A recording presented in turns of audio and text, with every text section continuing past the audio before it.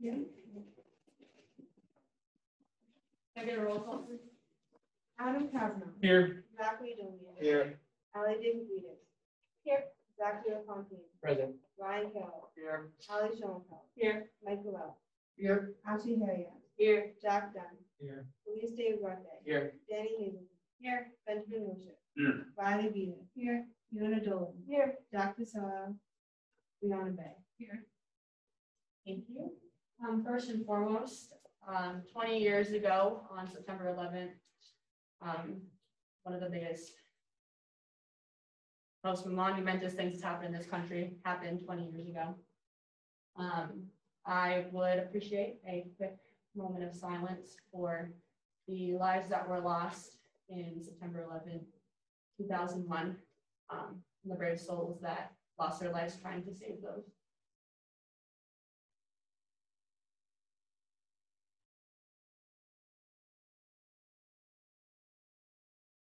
Thank you. All right. Now we can get started. So I have the honor of introducing Dr. John King, Vice President of Student Life, and he is here to talk a little bit about what's going on in the university and field some questions that we all have for him. So Dr. King, you have the floor. Thank you very much, Jordan. Good evening, everybody. Wonderful to be here. I would be remiss not to thank the College Republicans and the College Democrats, both organizations, clubs sponsored by Student Senate, for their outstanding program on Friday afternoon. That was one of the better student-run programs in this country. It was really a student initiative. Of course, Carol Spaghetti is behind the scenes, helping out greatly. Thank you.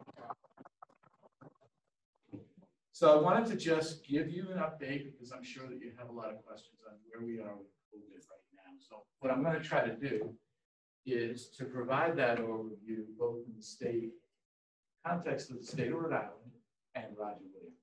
So on the one hand, we have the state of Rhode Island. And on the positive side, we're number 5 in the nation in terms of vaccination rate at 66%. And there's a number of states that are at 66%. They all happen to be in New England. And the highest state is Vermont at 68.6%. However, as I was just sharing with Jordan and Allie, there's really a case of polar opposites, because when it comes to cases per 100K or cases per capita, we're the 5th worst in the country. 2 weeks ago, we were tied for 3rd, and about a month ago, we were the worst in the country. So high transmission of COVID is considered 100 cases per 100K. This week, as of today, we're at 209 cases per 100K population in the state. So we are double what high transmission is considered. High transmission is 100 or 100. We're more than double that. Here in our county, I didn't check the numbers today, but I checked them last week. In our county, Bristol County, we're actually doing quite well. Be mindful that Bristol County, little known fact, is the 5th smallest county in the United States of America. So there's not a lot of people in Bristol County, but fortunately right now, there's not a lot of COVID either. Roger Williams, we did exceedingly well with clearance testing, only 4 positive cases in all of the clearance testing that occurred. Last week, we just had 1 positive pool. On Thursday's test results, no positive pools. And this year, because of all the different tests we're doing and the fact that we're doing pool tests, reading the dashboard is a little bit confusing, right? So we're working on that. And the reason it's confusing is because you have the pool test, which can have anywhere from 5 to 10 samples in a tube going up. And if a pool comes back positive, and to date, we've sent up, I think, over 1,300 pools. So 2 pool samples with 5 to 10 in there. And only 9 of those pool samples have returned positive.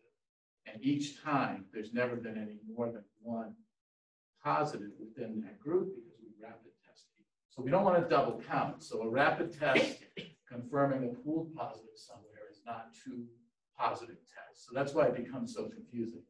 And then we have people that have symptoms that come in and get either an individual PCR test or a rapid test, in some cases both. And we have to make sure that we're only counting by individual positivity, not by the number of tests that confirm or indicated. So anyways, if you look for a rate there, there's not really a rate that you can quickly find. That's our overall positivity rate, but we're working on getting that. It is extremely low. Right now, in the first 2 weeks, our overall positivity rate based on that calculation was 0.25%, which is an extremely low rate. So we are doing great on campus. Mask wearing, we can talk about. I'd like to hear about that from you folks in terms of what you're seeing for collaboration and cooperation, both in the residence halls and in the classrooms. We did go back or initiated indoor dining for the first time in Upper Commons as a measure of success and how well we're doing. And mostly good feedback, but some concern from students who miss having takeout in Upper Commons. This is something that we talked about in depth last year with both Student Senate and with IRHA. And if those of you that were involved in the conversations might remember that we decided to go this route and move away from takeout dining as soon as possible for sustainability reasons, for waste reasons, for trash and packaging reasons. And so we've done it. And so we still have the mobile ordering. We still have the option of doing mobile ordering in the bistro for those students that want to take advantage of that for lunch. I'm working on a better breakfast opportunity for students that are just simply not comfortable right now dining in Upper Commons. And we have to expect that there are going to be people that are in that camp. There are lots of people in Rhode Island and in the country right now who are not going to in-person dining restaurants, for instance. They're just doing takeout. They feel more comfortable doing that. So we have to provide room for that experience. So in a nutshell, that's where we are with COVID on campus in a very good place. This week, we're opening Rogers Steering Committee. We'll have a couple of meetings in order to bring representation together in a way that everybody has a voice. So Allie and Jordan are going to be involved in that. Faculty, staff across the campus will be involved in that. In total, about 20, 30 people will be involved in that conversation. So we will be talking about continuing or not indoor masking, and if so, where and when, and what the circumstances would be. We'll go over our testing data. The one wrap I think we have on our testing data right now is that we should have more tests per week occurring. So in other words, not everybody is testing as much as they should. Some people are not testing at all, and we're beginning to crack down on those people. In fact, about 100 people got a very nice greeting card from Student Conduct on Friday regarding their testing and their compliance. So one of the levers that we need to improve upon is our testing. We should be seeing, about 4,500 people between faculty and staff and law school and undergrads testing each week. Last week we were about 3,100, albeit it was a short testing week because of Labor Day.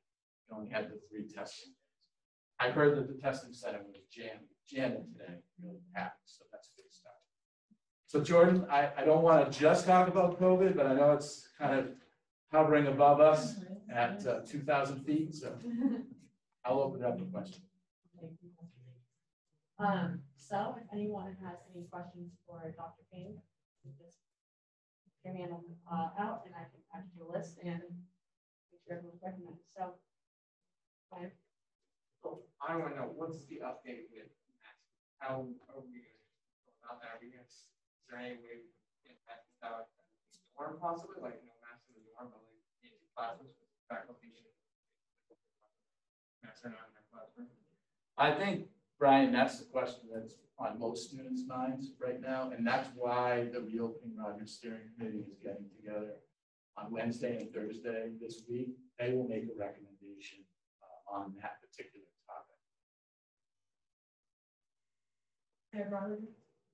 How are we making sure that unvaccinated individuals are wearing their masks inside and outside? Because I've had people come up to me with concerns about that, and I'm not really sure how that's being enforced.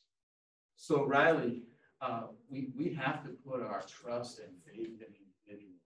There's no way we can identify the people as they walk around campus who is or who isn't vaccinated. What I can share is that I calculated for the state our student vaccination rate on Thursday and gave the state, and that rate is 94%, and I think it could get to 95%. Because there are still some folks that have not uploaded their vaccine cards or their second shot on their vaccine card. So I think it's going to drift a little bit higher than that. So feel good about that. Like 94, 95% is excellent vaccination rate. But then, after that, we can't have a situation where, we're labeling people in classes based on the vaccination status. And we're trying to make the experience for those with vaccine exemptions as seamless as possible so that they don't feel like they're discriminated against. But yet at the same time, we've developed some reasonable extra public health expectations for them. So right now, we're all in the same boat. We're all masking indoors. So I think we should treat any violation the same, and people should be encouraged to use the vaccine incident report form and file an incident report about somebody. And then I have shared with the RAs that I want to support them. I want student conduct to support them. I want the community directors and residents to support them. So that if anybody gives them an unusual hard time or makes it a personal issue because it's their own lack of compliance, we don't have tolerance for that. Long answer to a good question. So what I really just wanted to ask about was considering the dining hall, how it was reopened. Yes.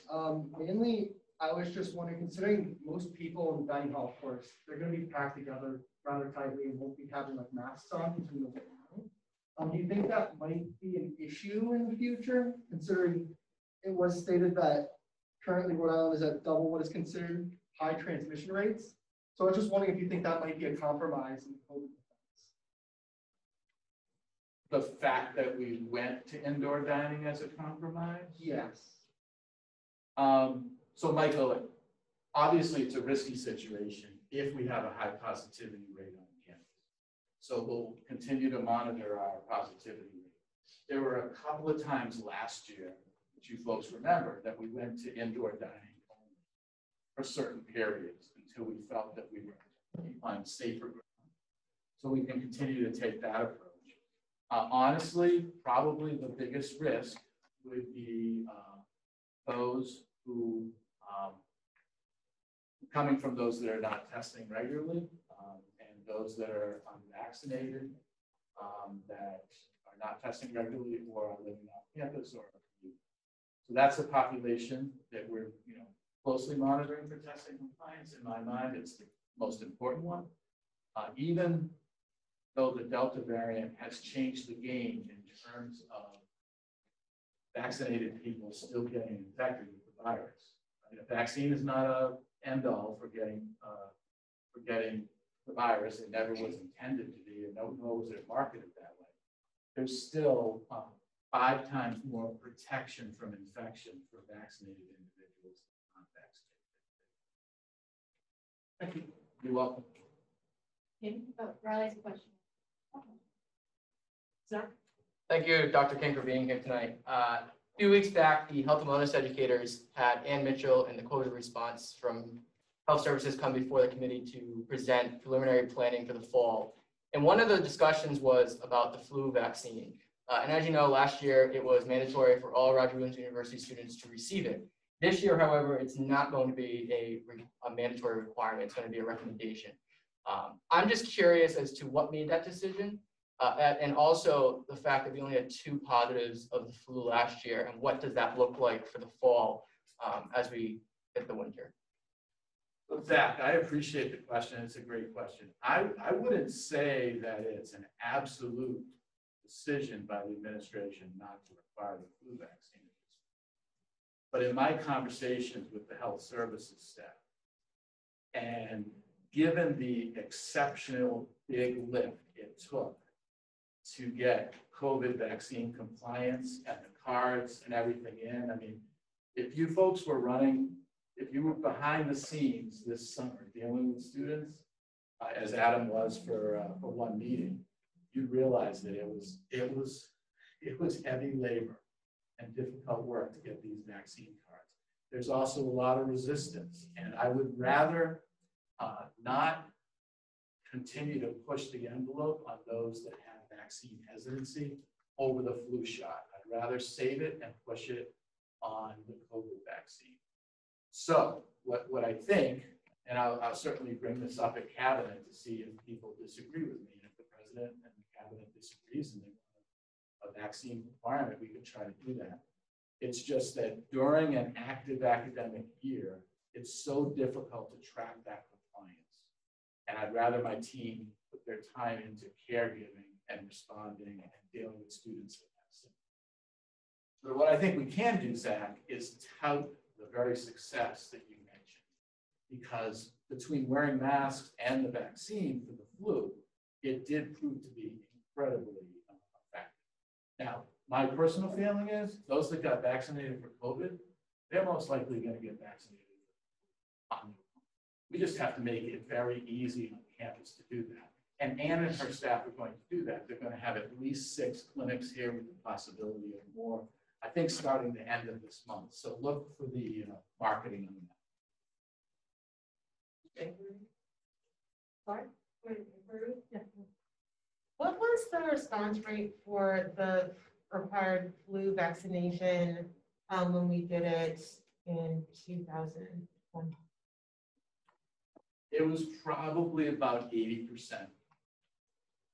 It wasn't perfect, and we didn't throw anybody into jail over it. And it was cumbersome.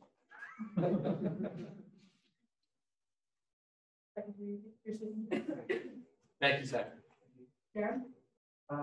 Yeah, thank you, Dr. King, for being here and taking time for us. My pleasure. I guess I was just wondering, kind of just going back, you mentioned a little earlier that we haven't really had that much testing, and Well, I didn't say that. well, not completely. You said that the whole campus wasn't completely testing. And yeah, that is a given, especially with that we did only have 3 days last week. Yeah. I guess I'm just wondering. I know there's the site, The dashboard. yes, and that you have, and there's a website where you go to sign up for it.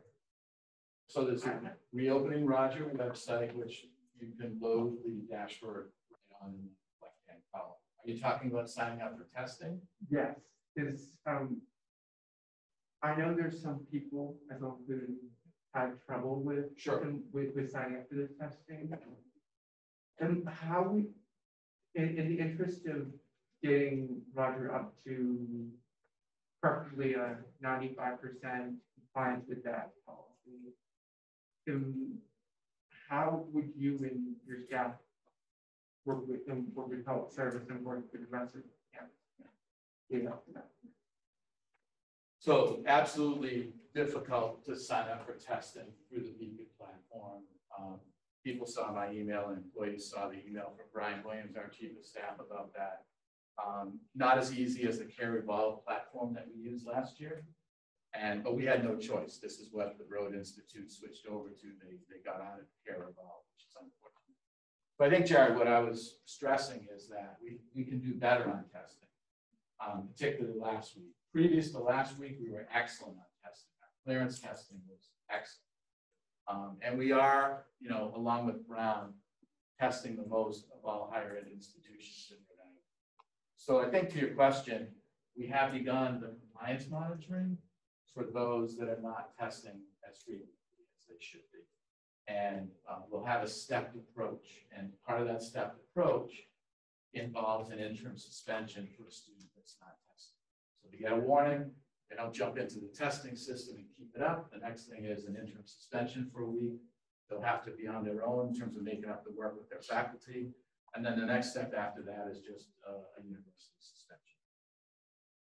We did that last year. We're not going to play around with it.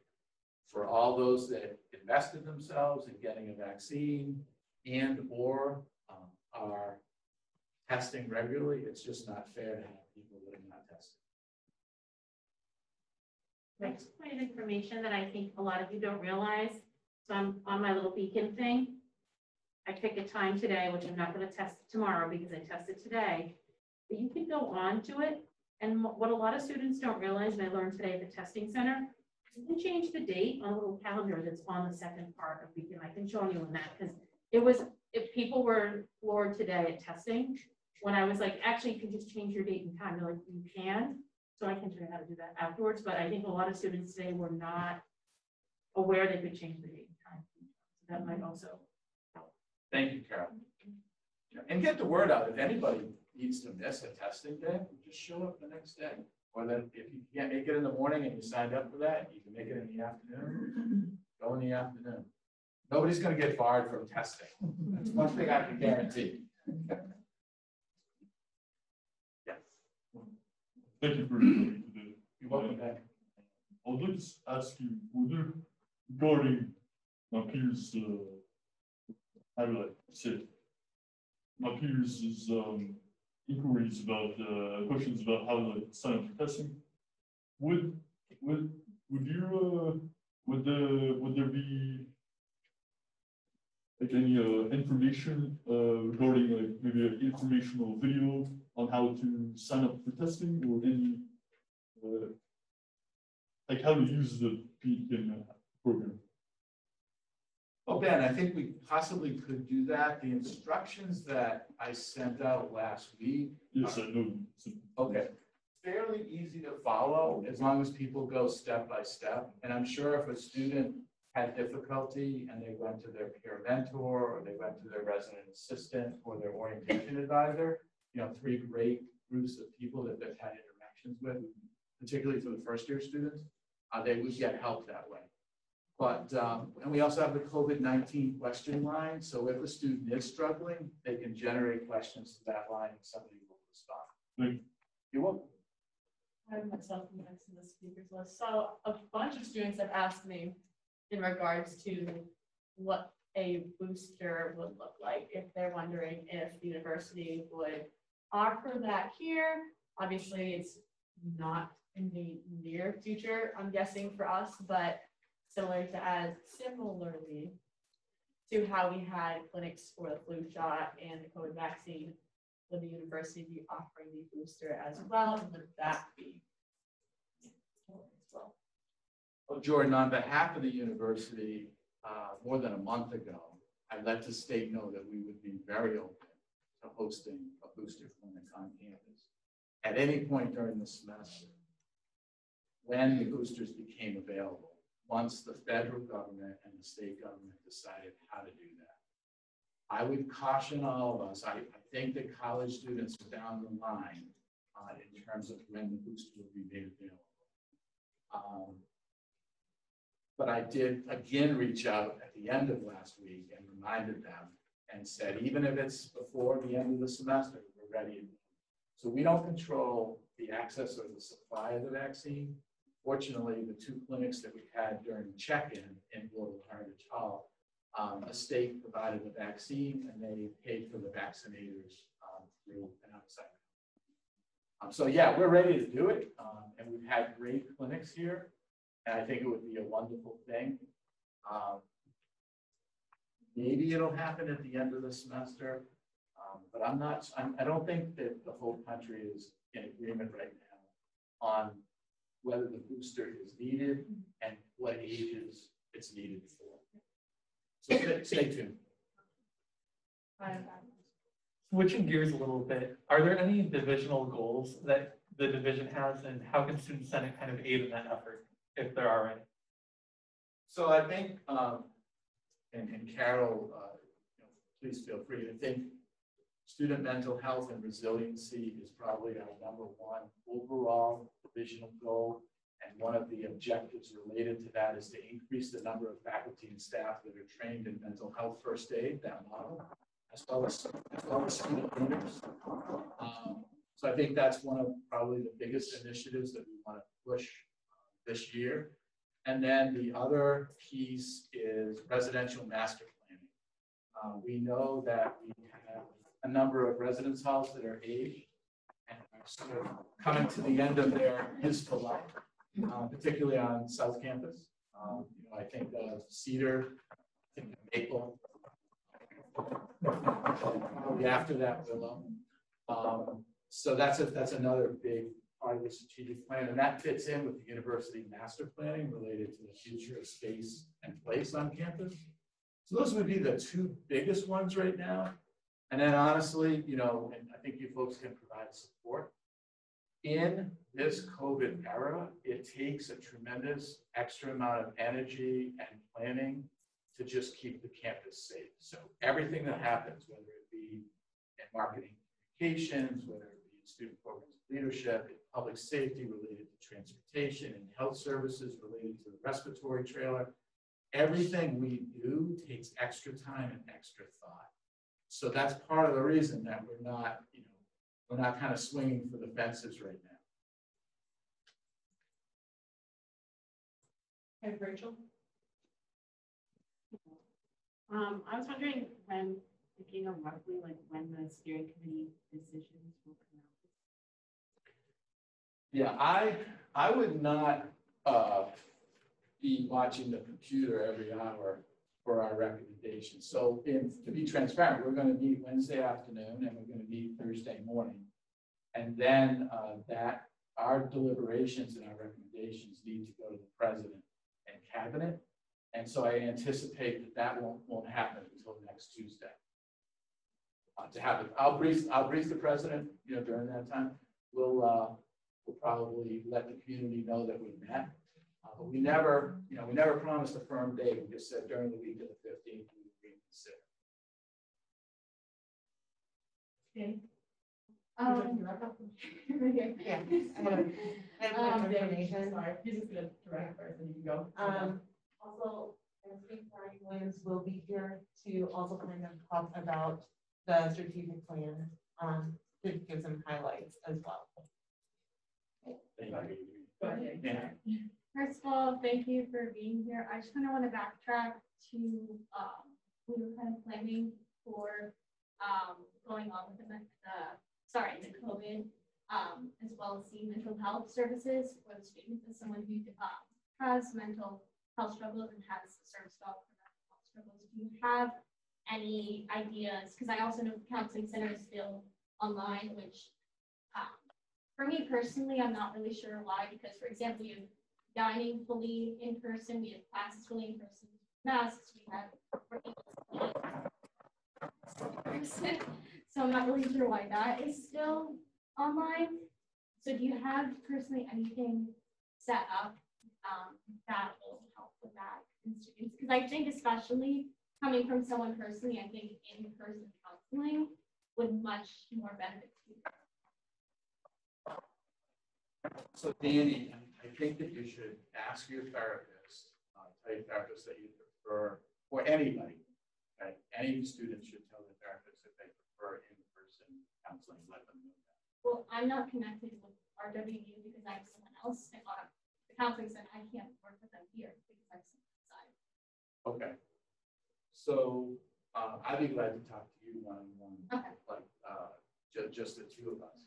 But in general, what we're finding is that some students are actually requesting to continue telehealth or video counseling rather than be in person. And some want to be in person.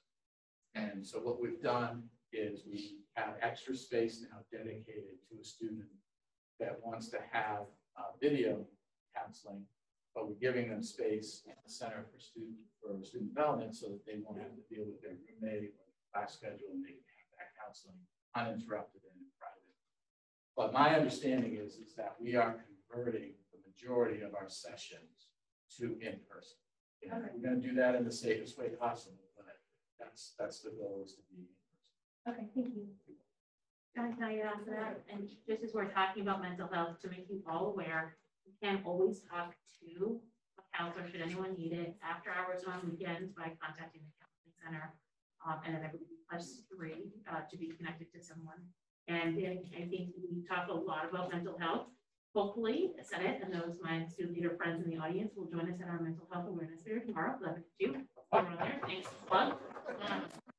And as part of it, there are various stations, and one of them is a 4-foot by 4-foot aerial Cox banner that we're asking students to sign to kind of show like we stand with students who want more information, and mental health isn't a stigma. How do we get more information out there? Hopefully we'll see people out there.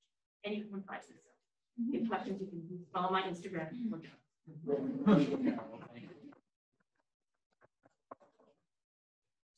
Do you have any more questions for Dr. Hay?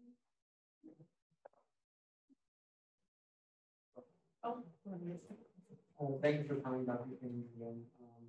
My question mostly is with the possibility of mask mandates being lifted, both outside and maybe inside the classroom as well. There are many teachers that have raised concerns that they enjoy using masks while they're teaching, and some feel more comfortable with masks in the classroom. And I've also gotten from many students that they prefer to go completely maskless, both outside and inside. So my question is, how will you compromise with both teachers and students with how some want classes to be with masks and some don't? Well, that's $1 million question. Louis, I think that you portrayed it accurately, that there will be people with different opinions about that. But in the end, we can't have some within the same classroom operating in one mindset. If the university gets to the point where we feel comfortable that it's very safe to have classes without masks on, and faculty or any other students want to continue to wear masks, that'll be their prerogative. It's always the prerogative to put a mask on when it's not required. It's not the prerogative to take a mask off when it is required. That's really the way that we should approach it. And let's remember what we've all agreed upon. A mask should not be a sign of anything other than being cautious and wanting to protect other people. Sorry for. It's Sydney. You're Sydney, thank you. Now I know. We were just wondering if professors will be able to mandate it in their classes, say that the mask mandate indoors is taken away. So the professor will be able to require them. I think that's a better question for the provost, who oversees the faculty and academic affairs. There could be some faculty that have immunosuppressed systems. There could be some faculty that have somebody at home that's in that situation. So I think that there may be some faculty that request that. The required part, I think I'm gonna defer that question to the provost. Yes, thank you. I was actually wondering, I know that students are not allowed to have visitors as of yet. Do you know what, this might be a question for housing, but I was wondering what you and student life when that might change. So the reopening Rogers Steering Committee, that's another one of the key policy questions that we will consider this week for a decision, no later than Tuesday or Wednesday of next I would say that that's looking reasonably positive. That we would be able to begin visitation of fully vaccinated individuals one at a time into the residence halls. That's my personal opinion, but I will wait and hear from Jordan and Ally and all the members of Reopening Project. You can continue to take questions, but I just also want to preface that this is also a time where you all can give your opinions on how masking has been, how compliance has been as well in classrooms and in the residence halls. I think this will really help when it comes to having student opinions on Reopening Project Committee, and myself, Ally, and Dr. King can bring those to their mind, other faculty and staff as well, of what Senate's thoughts were. So I'm going to go Ally, Danny, Mike, Zach.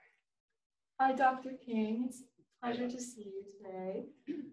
So kind of going off of, I know last year when COVID was really here, I wasn't an RA then. I'm not putting myself in their shoes because I have no idea what they went through, but as an RA now, obviously there's still people who are cooperative, but there's also people who aren't. And I think that just something that I've noticed in general is the people who, they wear their masks in class, they wear their masks when there's RAs around.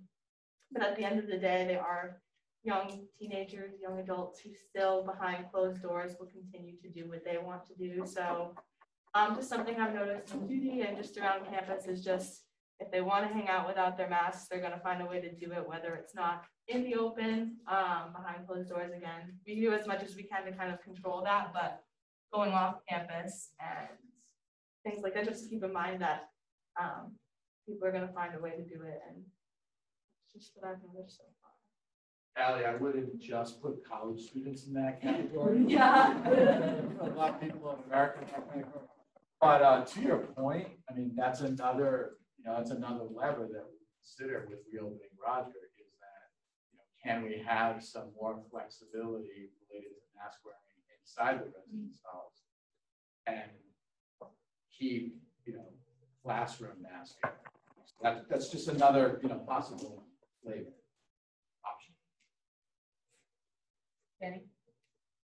So I'm in Stonewall for overall, I would say first of all, in the classrooms, it's been really good, especially doing youth class. It's been going very well. The only issue we've been having is I'm in a suite, and my suite mates and I have been saying, if one of us gets COVID, we're all going to get COVID. So, I just, because this is at least my personal opinion. You're allowed to take your mask off when you're with your roommate. I'm personally in a single because of my dog. But when you're with your suite mates, it's kind of like, you're seeing them all the time. So like sometimes I've heard a lot of, people who are in a suite don't wear their masks because, they're like, oh, if they get COVID, we're all gonna get COVID. So they just don't wear their masks, which I can see where they're coming from because obviously with the Delta variant going on and having a higher dad, back at my house, I was all online last year. It spreads very quickly. And one person gets sick, everyone's gonna get sick. But Danny, we will talk about that angle as well, like with inside the residence halls and suites and apartments. I think you raised a very good, no different than a household, what's going on in a household.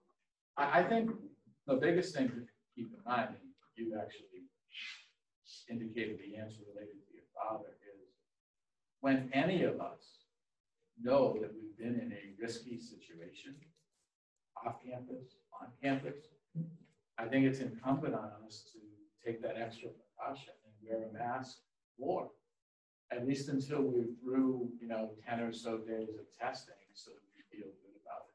So if somebody goes to a concert and they're sitting amongst a lot of people that are not wearing masks, particularly indoors, it's not like we just come back and kind of, operate the same way we did before that event. So I think if we all think about that and we try to stay on campus within a testing community as much as possible, that's an extra layer of protection that the outside community isn't testing doesn't Yeah. Not to scare anyone with a story or anything, but as someone who dealt with COVID here on campus last year and can say I was one of the 17 on the highest number last semester. I had an entire floor basically get COVID. As far as how it happened, there was no real rhyme or reason to who got it. In fact, nobody who got its roommate got it. Everyone on my floor who had it, its roommate didn't get it. Some of us in singles had it. I was ground zero, so I was patient 2. As someone who was in a single, didn't even see or engage with patient 0, it really, it's all in the air. It really, there's no rhyme or reason to it. As far as suite mates getting it, going into the bathroom, whatever, what have you, that you're worried about, it really does have a mind of its own. And it really, and even going back, as you asked anyone on my floor last year who wore their mask the most, it was me, and I still ended up with it. So it just there's a lot of factors and there's a lot of things, but you just do the best you can. Thank you, Jeff. Hello. So no, I'm just really gonna talk about like my experience as an RA. But first, this is my first time being RA, just so you know background. But one thing I noticed is primarily with faculty. So we have like people who, of course, do cleaning and maintenance operations around North Campus, and they'll be primarily not wearing masks around when they're speaking or doing their work. And it makes it a bit difficult when I have to tell a resident to put on their mask and then I have to walk down the hall and see if faculty have put on a mask.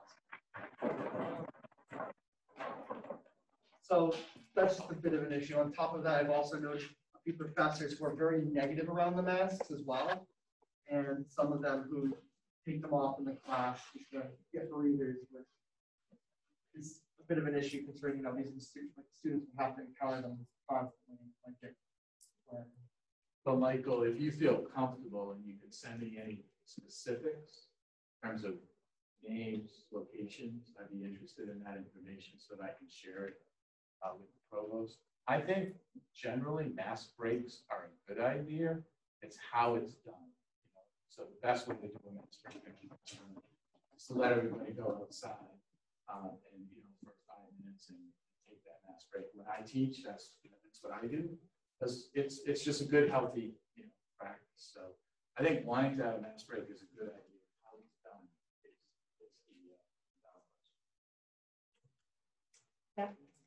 the So one thing that I wanted to add in the discussion is kind of from just the conversation we've had this evening.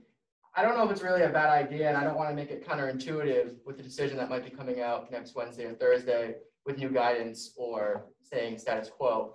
But maybe refurbishing the fact of the masking indoors in an email to students, making sure that we're nailing down the fact that it's still the policy at the university, in your residence halls, in the hallways. There's just so many students that I've seen over the weekend from hanging out with some fellow senators over the weekend with documenting students that aren't wearing their masks. It's kind of insane.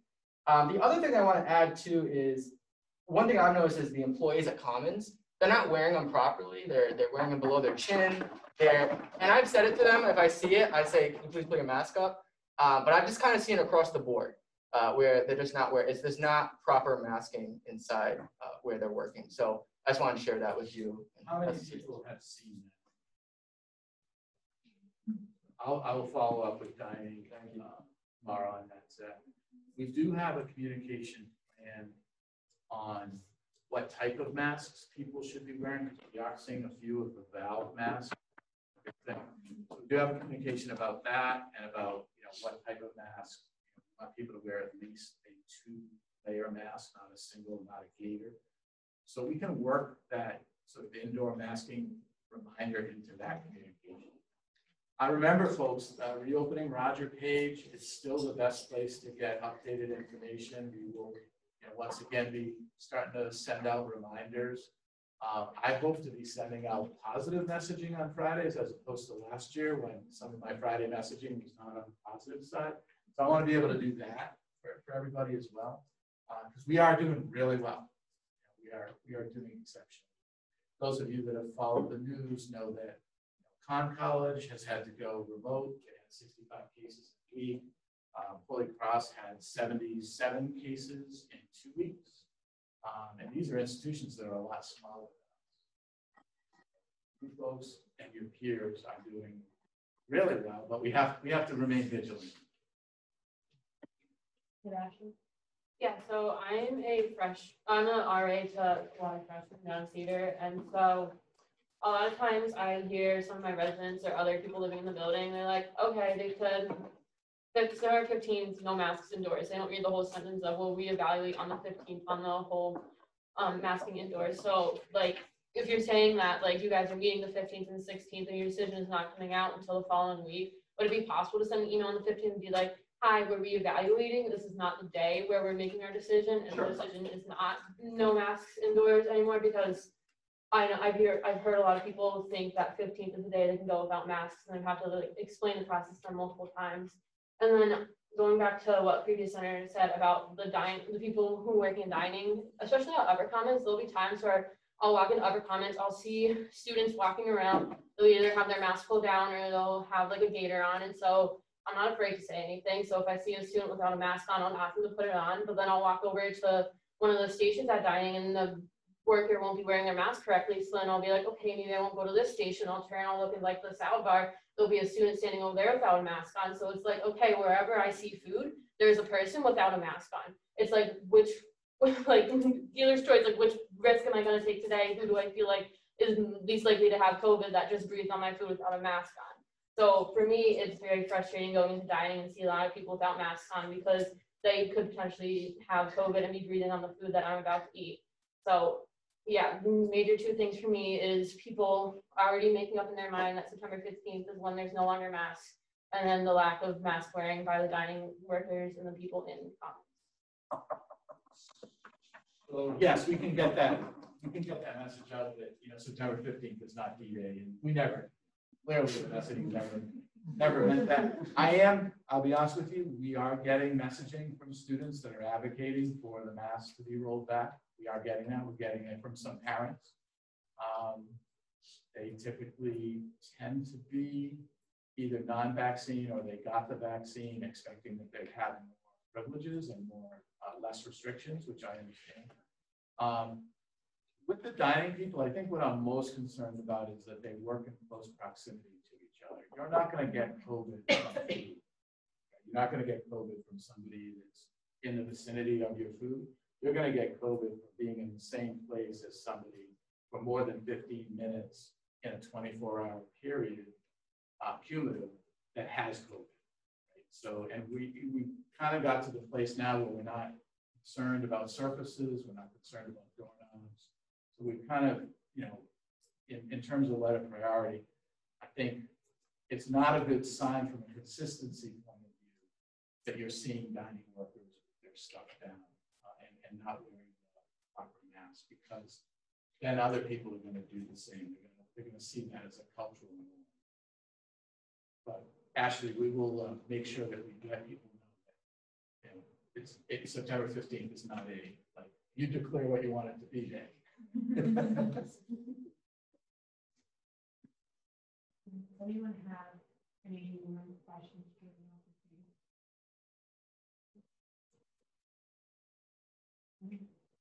Thank you very much, Dr. Keith. I appreciate it.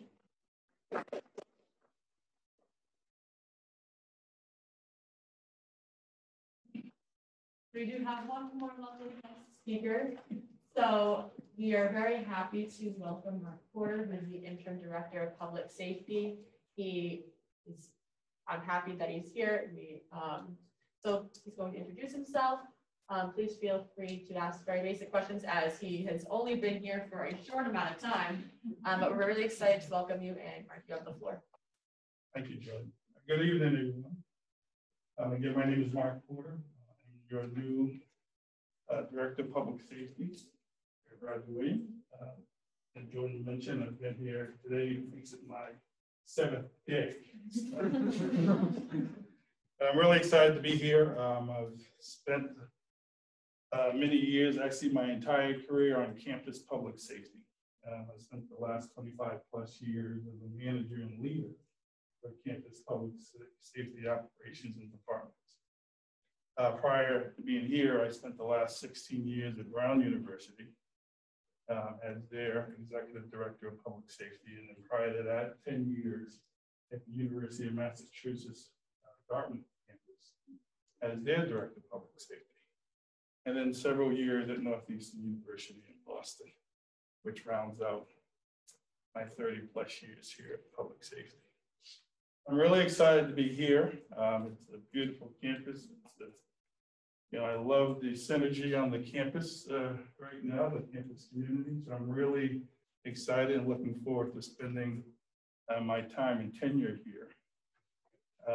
Typically, this is my time where I'm spending the next several weeks, obviously getting to learn more of my operations and meeting more people and getting a clear understanding of many things and services we do well, things that we think that we need to enhance.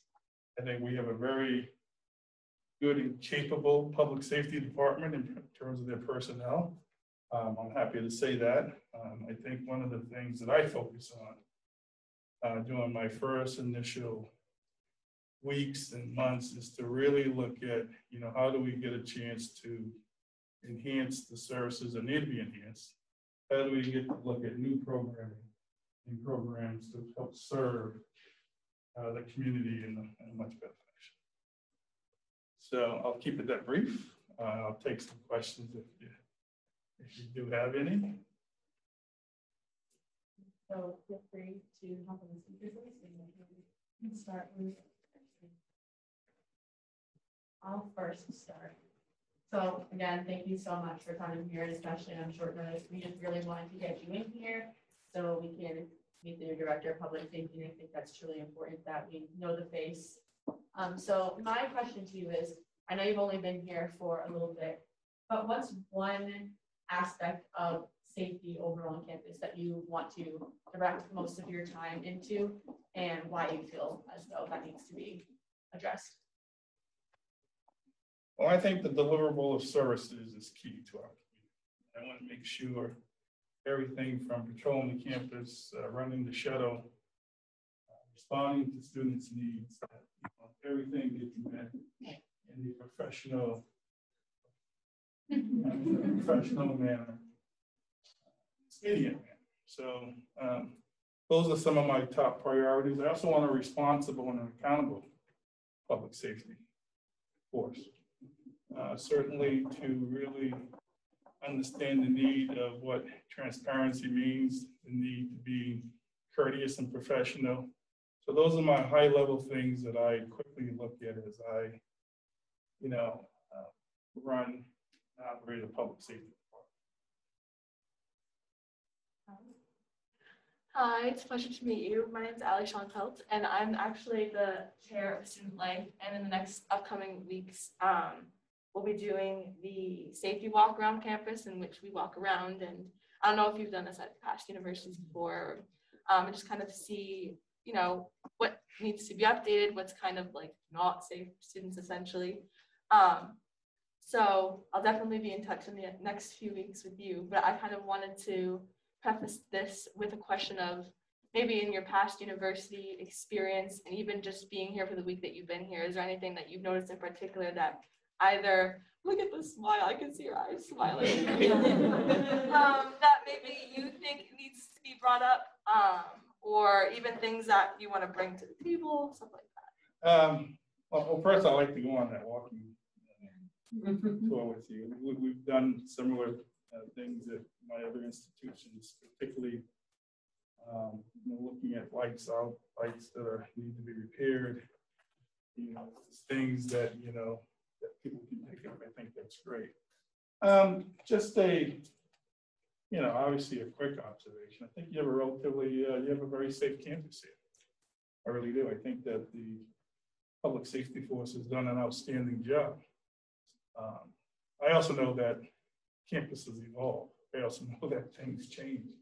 I also know that we want to make sure that the department is prepared to be able to deal with issues that it should be dealing with, making sure the partnerships with our local police force is intact, and we can certainly deal with things that come. So I don't have an immediate problem that I've eyeballed, other than you know, some things that I want to take a more deep dive at, you know, because I have identified those things.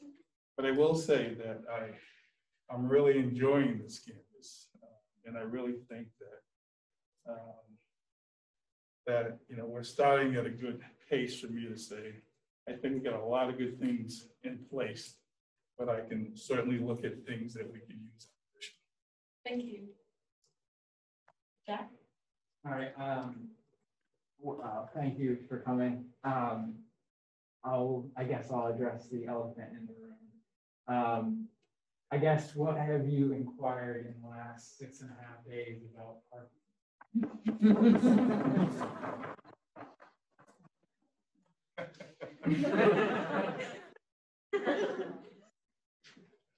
Well, I know parking is an issue. I think I might have made a mistake the other day when I said I think parking could have a walking problem with parking. But well, I think parking is a concern, right? For everybody in terms of you know, making sure that folks are where they're supposed to be and not parking in spaces where they don't supposed to be. You know, I haven't looked at closely in terms of how much attention of parking enforcement is there, at least from the public safety staff, you know. So I haven't really taken a deep dive into that yet. You would like to share some of your parking? Where do I start? No, I'm just kidding. But no, I guess the one thing for me, I just wanted to get kind of a gauge on what your thought process is. Yeah. As far as like, you know, anything from like fire lanes. I know that's a huge problem here. You will ever almost 24/7, 365 guaranteed. There will be a car parked right in front of that fire lane, right in front of Commons. And if you don't see one there, you pass one in front of Bayside on your way to Commons. I know that's one big thing for me. As far as I know there's an orange sticker problem in North Campus lot right now. There's an orange sticker problem in the commuter lot right now. And just wait until they migrate into the teacher's lots. Your phone will be ringing off the hook. Well, I think, I'm sorry. Yeah. No, I was just trying to get a gauge for. No, I think that's great. You know, the one thing I will say is that I'd rather have this problem than having no parking like I've had at some cases, where I've had lines and disturbances within the line. So I think this is a good problem for me to look at, you know, very closely. Fire lanes, the orange stickers. And, yes, thank you for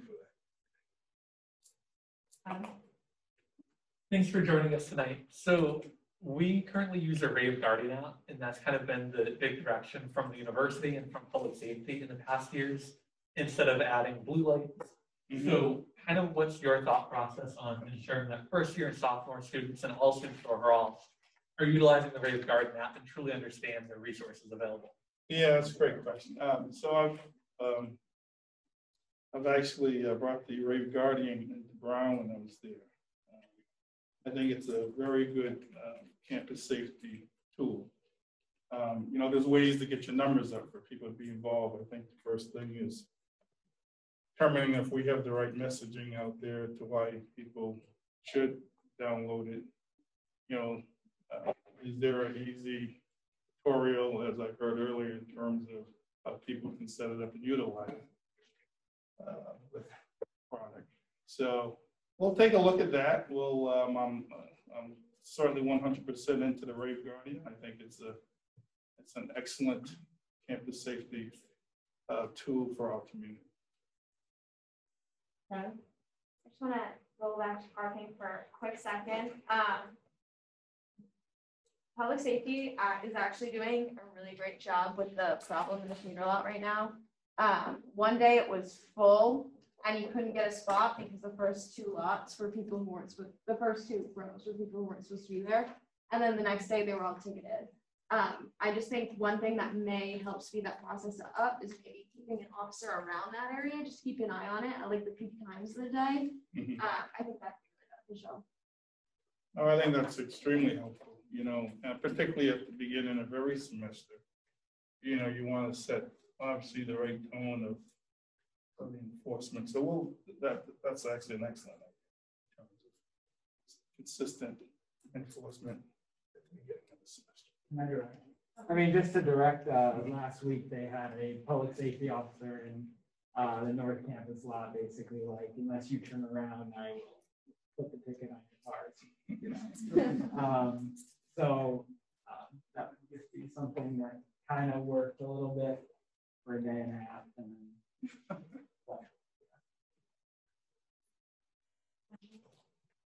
I think another big thing as far as like the whole parking thing is making sure that public safety officers know who can park where and who can't park where, because I had a friend ask a public safety officer if she could park in a certain parking lot with the parking pass she has, and the public safety officer told her yes she could, and then she came back to her car later and she got a parking ticket because she wasn't supposed to be parked there, and so she got a ticket because the public safety officer told her the wrong information. So a big thing for me would just be making sure that the public safety officers are all on the same page and all know like who can park where and who can't park where to avoid things like that from happening.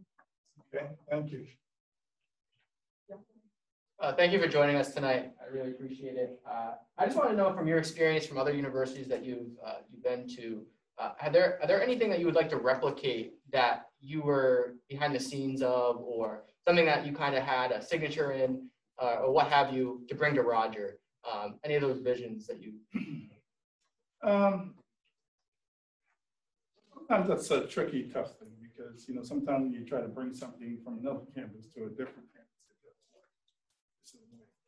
You know, I think the one thing, you know, I can certainly envision is that there'll be some, you know, things of, you know, how do you continue to professionalize your public safety force, whether it be through recruitment, whether it be through retention, whether it be through professionalism and training. There will be probably some of the things that I would say that I know I could certainly replicate here.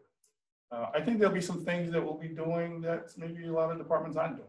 I think there'll be some new initiatives that we'll look at to say, you know, that maybe this is the right size campus, this is the right type of public safety force to try this, you know, because it's a need on the campus. So once you have that full picture, you could really do that. But there are a few things, you know, things with hiring, things with training that I know that has worked at the other institutions I've worked at, you know, that I know that will work here in terms of where I want this organization, this department to go. Yeah. I know like one thing that I like just want to mention is like with the shuttle, there's like 3 different schedules of 3 different times of when the shuttle should get there, all within like 10 to 20 minutes. So it's really confusing because you can show up and all of a sudden you're sitting there for half an hour waiting for it. And my friends have like tried calling public safety one time when the shuttle didn't show up, and they just like, oh, we're understaffed, sorry, too bad, your fault, like you don't have a car. And it's like we're constantly told like, oh, the shuttle is so easy, you just get on, it runs over 15 minutes. And when it's really not, it seems to be more of a problem like on us. But there's probably something that's going to get my immediate attention. It's going to probably be the shuttle. I've already heard things from, you know, more, you know, drivers in terms of, you know, and the hours and the consistency. So I certainly feel that and hear that. And I will certainly make sure that's a priority. on my list because I think the shuttle is one of the most important services.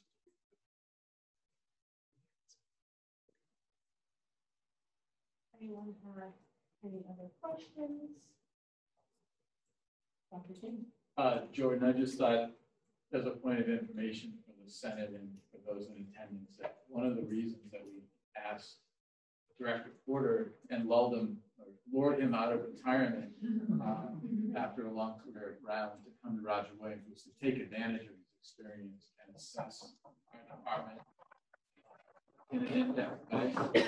And further, he has exceptional experience with accreditation for law enforcement agencies and reaccreditation. So those are two of the lens areas.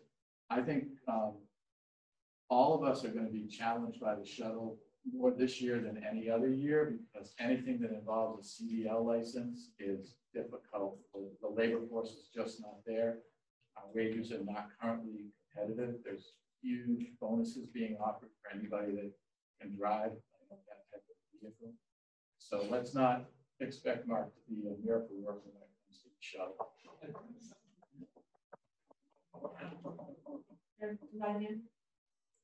Yeah. Thank you for welcome to Rogers. I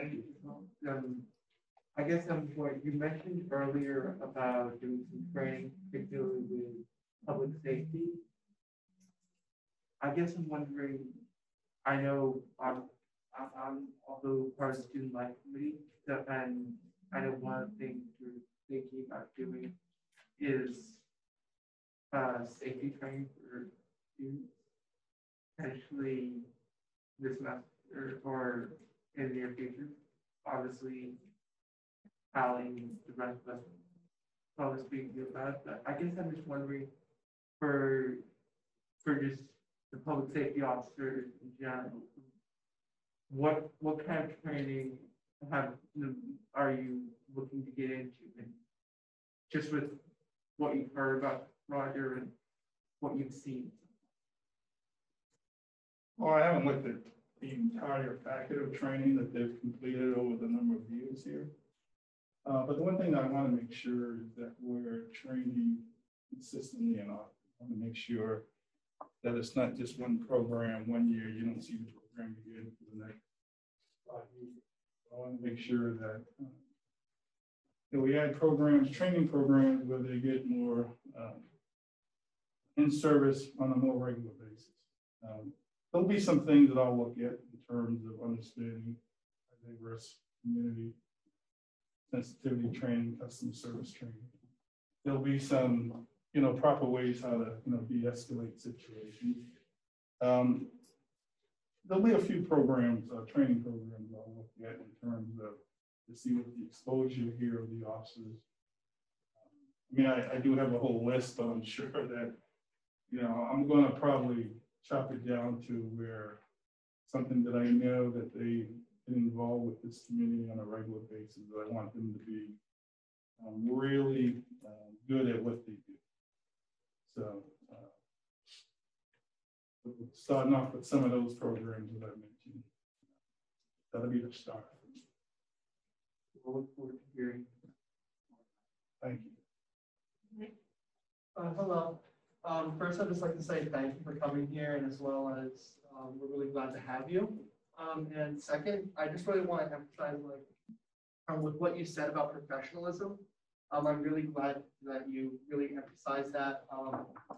Mainly because from what I've heard around campus is that the connection between public safety and students can be rather difficult and a bit rugged. And especially for someone like an RA who is, let's say, dealing with a student in distress. And I've heard many stories like, public safety, they can come over and they'll be pretty disgruntled, or they might even be rude. And it's just that I really want to echo that point, mainly because, seeing someone, authority figure who's here to help someone in such a bad mood and time can make a really big difference. Absolutely. Would you like to direct or? I'm sorry. Yeah, go ahead. Hi, it's nice to meet you. I'm one of the org chairs here. I was just wondering if public safety is mental health first aid certified? They do, we do have, I know that our EMTs, we have 9 public safety officers who are EMT, and I've looked at their certification that includes that. I'll have to determine where the other staff is, but that's one of the trainings that we'll be looking at. Being certified in other areas, particularly response. I'll second that. Jack? I yield. No, I'm good. Anyone have any questions?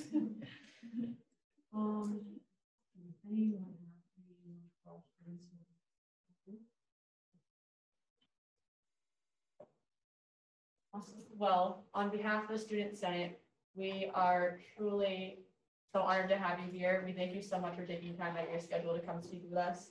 And thank you so much. We really, Thank really you. appreciate it.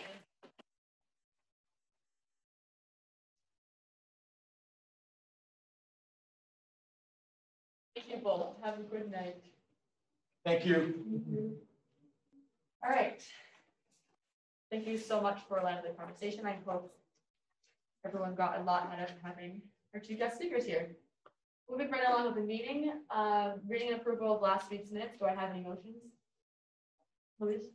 Motion to approve last week's minutes. Second. All those in favor of approving last week's minutes? All those opposed? Abstentions? Last meeting's minutes are approved. Now we're going to move on to open floor. We'll continue to open floor for non-senators. We'll start with board reports and we'll continue with IRJ.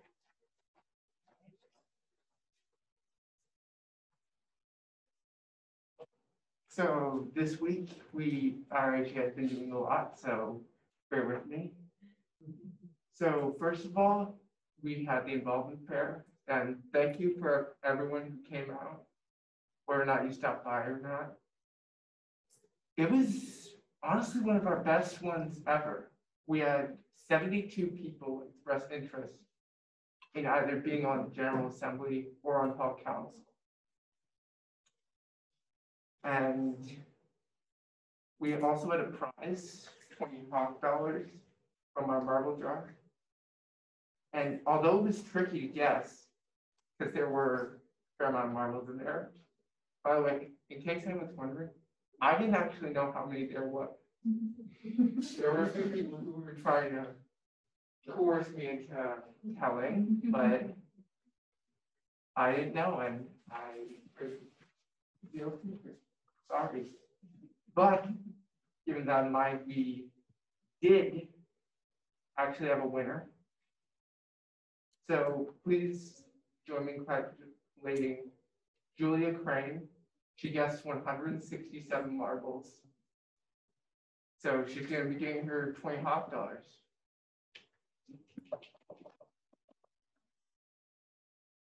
I may not have the marble jar coming up in another event, so again, please don't ask me how many there are in the next one. I won't reveal it or how much it costs. So besides that, I didn't mention this last week, but we do have some Hall Council training coming up on Saturday the 25th from 1:30 to 5 in GHH. And that is for everyone who got elected to Hall Council. This is a required training.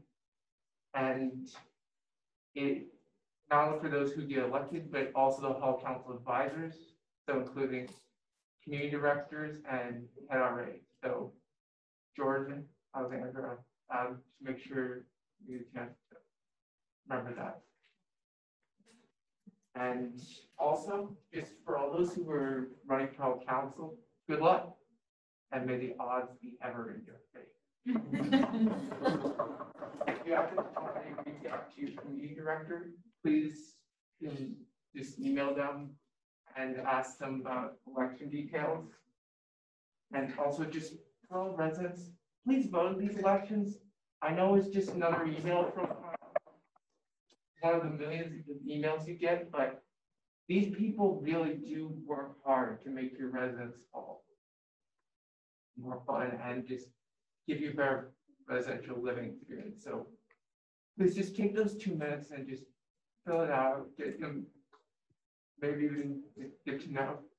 It really helps you get to know who's representing you in that capacity, because you guys are not the only ones who are trying to push it, and we really would just appreciate that help. And also, we had our, as I said last week, our fall care packages are here, and they were delivered as promised on last Tuesday to the mail center. So if you haven't already gotten an email from that, just please look out for it or stay tuned. And we also have the second round of our fall care packages, and that will be delivered to the mail center tomorrow. So again, if you have them, if you're still waiting on them, just please follow up. I will be sending out an email to all the recipients.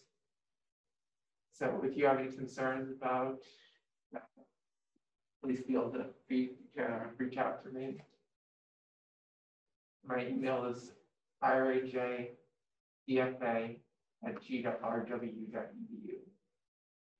And also, we had Hop On Over this weekend, or it was on Saturday, and that went off a hitch, and really appreciate this Splo for helping out with that. So, and it's gonna be a really easy week for us. We just have to point out for our health council training. Yep, and yeah. So thank you. Does anyone have any questions for Derek? Thank you.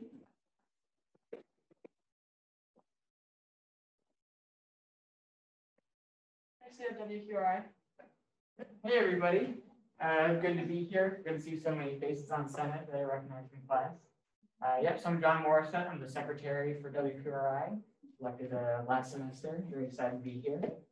So just a couple updates. We had last week, actually yesterday, we had our DJ boot camp, which is essentially where we teach people how to operate the booth in the rec center, and how to set the live unit, how to do table time, that sort of thing. That went very successfully. We had about 25 people show up. So we're very happy with that. As everybody knows, organizations have suffered numbers last year because of COVID. Great, but we're back up. Yep, so the other thing is that we're having our bonfire event with the CEN on the 17th. We're very excited about that. We've got a couple table times on the 16th and 17th to promote that. And I'm so happy to see that so many of our new members have started to sign up too for table time, which is a problem we had in the past. People weren't necessarily comfortable with the equipment, but I think with the new boot camp training we had, people are signing up more. I'm very happy about that. Other than that, show started today. I forgot to check who the first person is, but we're very excited to have shows back on and see people, hear them, hear everything. So yeah, that's pretty much what's been going on over at radio. Having a pretty good week so far. Anyone have any questions for WQRI? Thank you.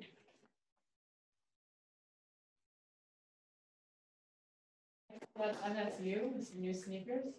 Come on, guys, get this energy up. I see we all sleeping. Oh, no. I know. I got it at the show. I went 2 weeks with my mom, you know, this little Latina lady. She's like, oh my God. So, so far, I guess I'll get the important thing out of the way and then I'll make my sneaker. Or, but I'll keep it professional. All right, last year meeting went really well. And this sort of will tie into the involvement fair, which even went even better. So we filled like easily like +3 sheets and like almost a tablet. You know what I mean? That was really cool, especially because last year like numbers were like so like dismal. So definitely really brought like a smile to my face. And that's still not accounting people that didn't put their information. They're like, oh, I just maybe want the merch, and they're like, oh, I'll be interested later. So that was really cool. Actually, Director Porter invited me to lunch. I should have asked him if that was still a thing. I'd say we got like maybe 70 or like between 50 to 70 plus new signups. So that was always really cool to see. Rep Your Flag Day happened on Saturday. And that was also very successful. Although we didn't have a huge number, definitely we did get like a very good number of people. And I was definitely really satisfied with who came out, and as you saw on Instagram posts, really happy we had free food and stuff. You all should have popped out, but you know, there was no main, no rice. I'll buy you guys lunch later. After that, and especially tying in with the involvement fair and stuff, we might have to request a bigger room, just because last GM meeting, without any of the involvement fair stuff, like was already like almost at capacity. So I just wanted to give you guys an update on that, just in case we move places. I'm excited about that. We're also still looking for a secretary position to be filled. We have had 2 people sort of bring up that they're interested in that position. So I'm really excited about that. And then the Hispanic Heritage Month kickoff event will begin Wednesday, PHH Atrium from 8 to 10. That's really cool. We got a truck and everything. I don't know what that is. So we'll be kicking that up. So that's really, really cool. And then after that, we're going to start our culinary series with comments. And then that'll be my event after that week. So that's really nice. And then that's pretty much it for right now. So definitely we're going to wait for tomorrow's GM meeting to see who else might be interested in secretary position. But other than that, that's pretty much it. And for MSU related stuff, but for me related stuff, that's different. So today, MSU sneakers are the Japan Jordan 3s. So you guys might notice, you know, it's a little interesting, you know what I mean? So I'll raise my leg up. So if you guys are noticing, it's pretty cool. But on the back tab is really nice. You can sort of see right here, like the bit of a fusion, right? So typically it says Nike Air. However, these are the Japanese versions. So it actually says Nike in Japan. So that's really cool to see. And actually, fun fact, these were shipped from Japan itself. Not the whole company.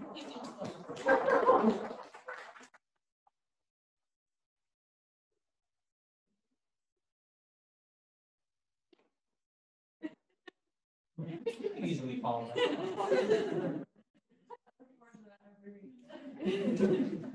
Anyone have any questions for MSU? Because I do, you didn't get that joke. Hold on, but like I drank like strawberry milk today, and like that was like the highlight of my day. So I'm kind of like working on my dad joke in a second. The only other one was I was gonna be like, oh, I don't think anybody can compete with my sneakers except maybe you, Mike, and Riley. So you know, who knows? If somebody brings some nice sneakers. Does anyone have any questions for MSU? Why don't you sneak around us? I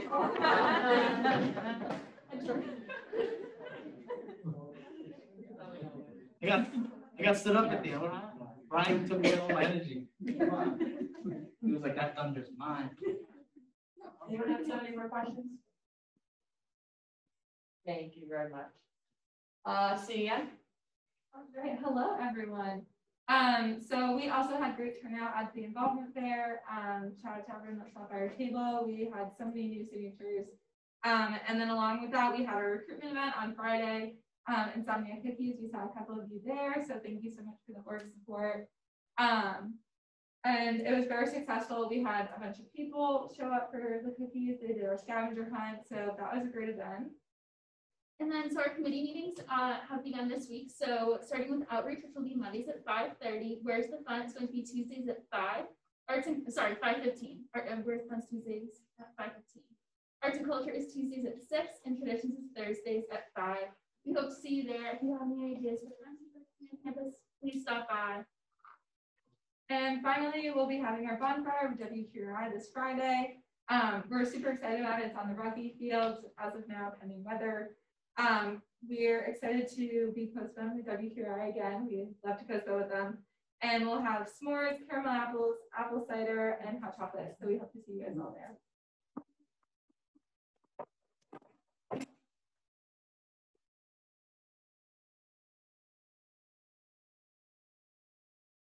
Anyone have any questions for Ian? All right, thank you. ICC? Hello, everyone. I hope everyone is doing well. So this Saturday, the 18th, we are having our ICC drive-in. We're showing movie Grown-Ups. So please make sure you RSVP on HawkLink. On the form, it also has space for you to fill in who's going to be in your car exactly. So just make sure you're putting in all that accurate information. If you come early enough, you might get an ICC blanket. So keep that in mind. If you're not able to bring a car, we're also going to have like these inflatable seats in front. So that was a blanket, you never know. And we will also be having our elections info session, hi Adam, tomorrow. So that'll be super, super fun. We really are hoping to get a bunch of our freshman candidates in here and to learn about all the election info. We'll also be having an event for the freshman class on September 28th. So if you'd like to attend that, I don't know. But as well as our Spirit Day will be on September 16th. Our Spirit Chair has a bunch of stuff planned, which I'll talk about soon. Spirit and Traditions also have a new committee this year. This is the first one ever. It's going to be Mondays from 5:30 to 6:30. So if you'd like to have a say in planning Spirit Week or seeing what Spirit Week t-shirts look like, or traditional events such as the drive-in, you want to have a say in games, things like that, come check it out. It's right in GHH 108. And our freshman recruitment event that was last week went really, really well. We met some potential candidates, which was super fun. We got to chat with a bunch of them and talk to them about what ICC is all about. 2024 has some interviews, and we'll hopefully be selecting their VP soon. And 2022 has so far had one applicant for the 2 positions that are open. So if you can, please spread the word. We would really like to fill that secret cabinet ASAP.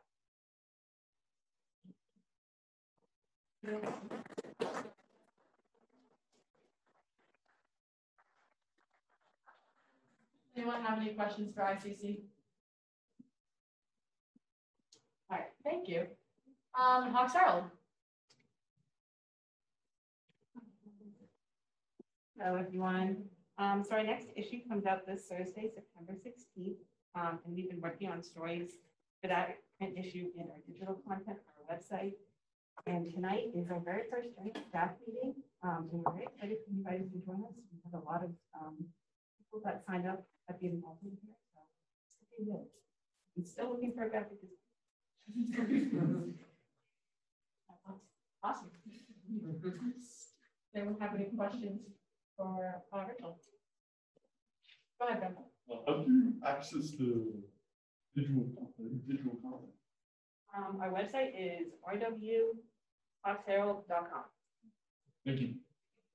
Anyone else have any questions for Hawks Herald? Awesome. Thank you very much.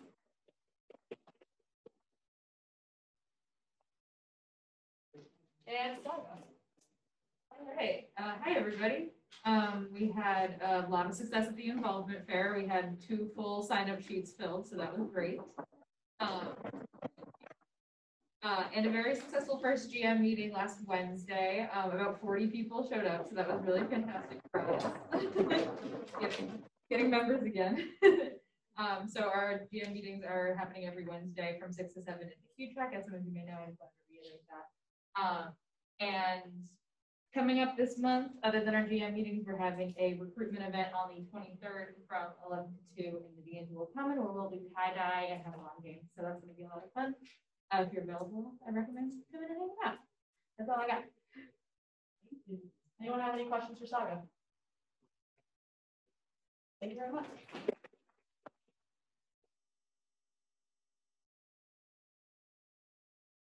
To hear that all the members in your organizations are going up and really doing well since we had a rough year last year. So congratulations to all of you. I'm so happy that that's happening.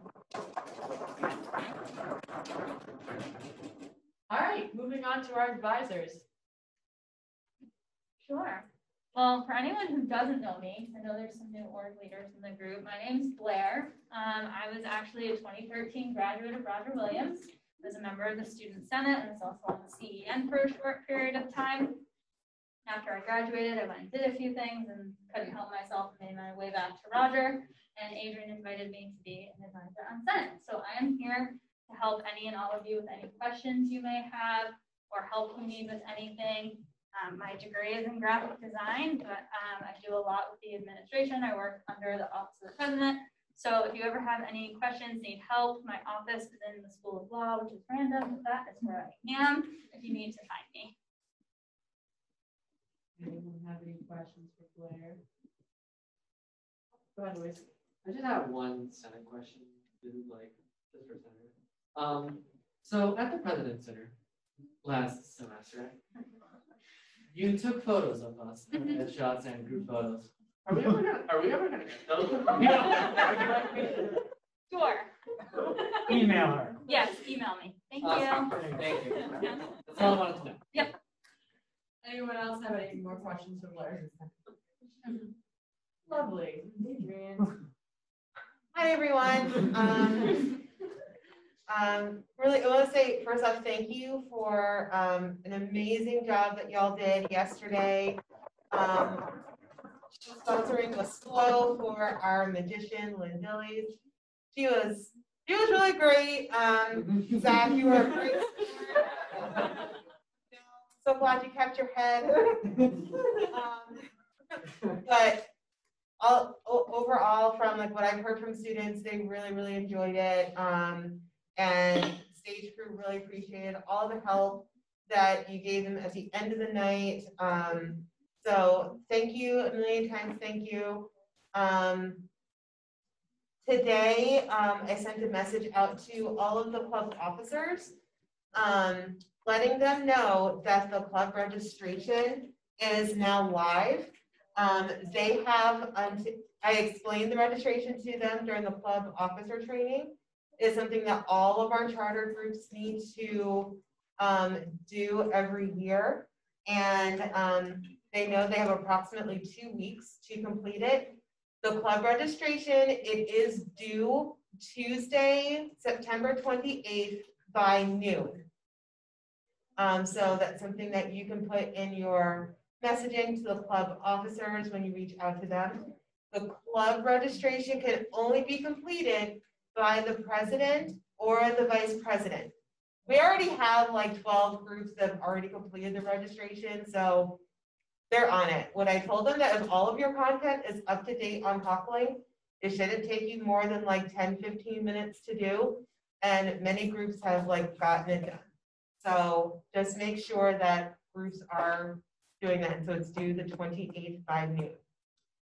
Org leaders, your registration is also live. Your registration can only be completed by the president or chair of your organization. Well, one of the big things is that make sure that they are tagged as the president within their club's roster, because that is the only way they'll be able to see that form, okay? Because if they were the secretary last year, yes, they have officer capability, but they're not going to see the registration button, all right? So you also have until noon on the 28th to complete it. You only need to complete it for your primary organization. So you don't need to do one for each class, you don't need to do one for NRHH. So it's just the primary organization, okay? I totally looked at you when I said NRHH, and I'm so sorry. I won't tell Jerome. So I believe that is that. Thank you all for an amazing involvement fair this week. It was really great to see everyone out, all the tables, and everybody eating, enjoying themselves, socializing. And I've heard great things from so many clubs. So thank you all for really making, the start of the school year kind of back to what we are used to seeing. And I'm looking forward to seeing more of those traditions coming back to campus. Anyone have any questions for Adrian or any of our advisors? Jared? Yes. So you said the president to fill out the registration. what if we don't have a president that's elected? Right. Well. We'll talk offline, okay? Anyone else have any questions for Adrian? Or Carol. Yeah. Oh, yeah. Back him on the list. It's still open for. Do you have a report, Carol? No, I just came because I think some of you know I sit on Reopen Roger, so depending on student perspective, sometimes I take that role with Ally and Gordon during the meetings, especially as one of us couldn't go. So I just want to appreciate listening, and then my President came last week, various things during here, so I've got my notes. But I can answer questions if anyone has any. Anyone have any questions for Carol? Awesome, great. Go ahead. I just wanted to give a shout out to Carol for helping us out on Saturday. She really was the best person on planet Earth. I just want to echo Adrian, thanks for your help with involvement fair. It was nice to see a lot of groups kind of going back and forth and giving signups and like supporting each other and pointing things out. And hopefully events like that continue, so we don't have to explain here's what an involvement fair should look like. And next year we do this, everyone think good thoughts for weather. Yeah, I have a question, Carol. Why don't you like my shirt? What shirt?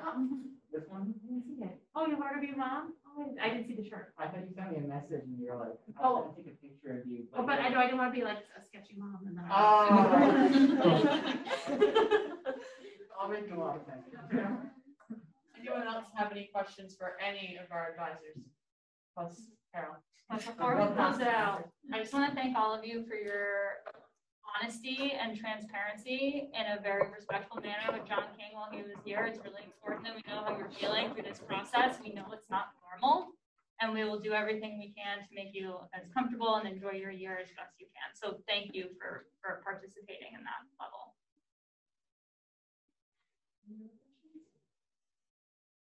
Lovely. All right, the executive board reports. So I will start with the president's report. Well, everyone, I guess I'll just reiterate. It was a great event last night. I think everyone did a great job. Thanks for sticking by to help with cleanup. I know the event crew definitely appreciated that. And everyone loved Lynn. She's great. I mean, did she have a whole fan club? Like, awesome. So thank you for that. So the event with the CD, the first Thursday with the CBO has been solidified. It will be October 7th. That's when our workshop will be. I'm still looking for people who are interested in working on that workshop with Stephanie and I'll be meeting with her on Friday to just go over a few of the logistics. And then other than that, we will be working to plan a meeting with all the people who are interested in being on that workshop with Stephanie and I to get together just to go over what we will be talking about at the first Thursday with the CBO and Senate.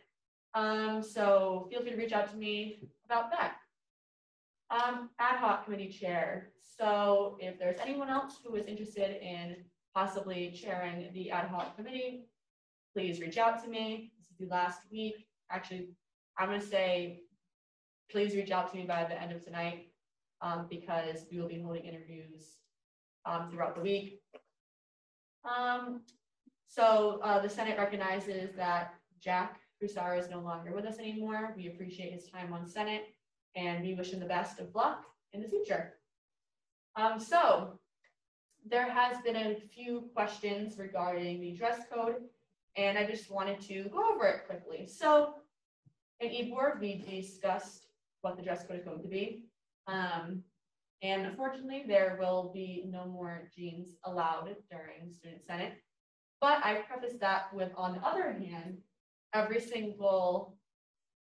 last Monday of the month, I'm sorry, that was difficult in my head for some reason, you'll be having a dress down meeting. So on one hand, yes, unfortunately, they're getting rid of jeans, but I really want to make sure that we have that time for senators to be students as well and show that off as well. So every last Monday of the month, we will have a dress down meeting. So our first dress down meeting will be September 27th. So not next week, but the week after.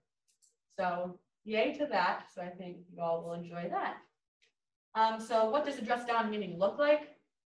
It still does not mean sweatpants or PJs or slippers or flip-flops or, ripped jeans, but, nice jeans and a sweater or, things like that are very appropriate and are very welcome. And as far as next week, we look forward to welcoming Ryan Williams. So please make sure you get your questions in for him as well. All right, that is it for my report. Does anyone have any questions for me? Awesome. Moving on to the Vice President's report. Happy Monday, everyone. Echoing our advisor and our president, thank you so much for all the hard work for the past couple of weeks. eBoard does recognize there has been a lot of mandatory events, lots of commitments going on, but truly thank you for showing up, being present, and really getting that engagement looking like. Even with the plinko machine last night and everything, we just appreciate all the hard work, kind of the adaptability in improving together, because we truly are making a difference within the student body. So moving forward, eBoard is going to work on minimizing the number of mandatory events after election table times. That way we can focus more on internal Senate, how we operate, how can we improve the student experience on campus. On the recruitment front, the info session, as Ava mentioned, hi Ava, is going to be tomorrow at 7 p.m. right here in the Mary Tuck White Center. So please, if you know any first-year transfer students that are interested, tell them about it. News posts and hot link will be going out. We did have lots of interest at the involvement fair as well. Again, thank you for all the hard work. And there'll be a nomination form going out to student leaders that have first-year connections or that work with first-year students to get them nominated for Student Senate. If you know anyone, more info will be in the form. And then finally, thank you to everyone that signed up to be an org rep. We truly, truly appreciate your commitment to supporting our orgs and to delivering information to them. We'll be having a very quick meeting after we adjourn General Senate, so don't go anywhere. Also for Cabinet, don't go anywhere. First Cabinet meeting is tonight, so we get to hear all the information for org reports, and then we'll go into our meeting. Okay. Does anyone have any questions for Adam? Okay. Awesome. Moving on to the treasurer's report. Hey everyone, nothing major to report on today, but except for last week up until today, I have been allocating money from our main budget to necessary lines, and all expenses from retreat until today have been accounted for. You don't have any questions for that? Amanda. Hi everyone, happy Monday. Anyway, okay, sorry. Okay. So just like housekeeping, make sure you fill out absence requests 2 weeks in advance for every Senate thing. So Senate meetings, committee meetings, ops hours, if you are making them up in the same week, mandatory events, just anything Senate related. For office hours, if you are making them up in the same week, please just message me that you are not attending that office hour, just so I'm aware.